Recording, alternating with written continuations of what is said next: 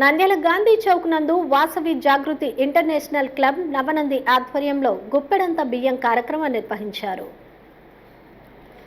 వాసవి జాగృతి international club వారి ఆదేశాల ప్రకారం నంద్యాల పట్టణంలో ప్రతి నెల అమావాస్య రోజు గుప్పెడంత బియ్యం కార్యక్రమం నిర్వహిస్తున్నారు. ఇందులో భాగంగా గాంధీ చౌక్ నందు బుధవారం గుప్పెడంత బియ్యం కార్యక్రమం నిర్వహించారు.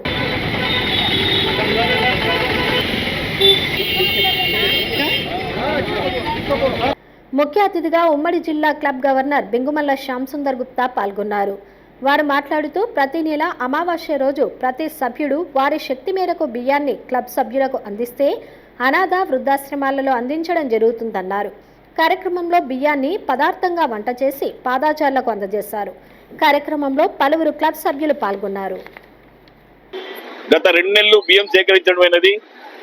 ఈ నెల కొద్ది వినూత్నంగా ఉంటుందనేసి ప్రసాదంగా వడ్డించి దాన్ని దారుణ వ్యవహారికి వినియోగించడమైనది.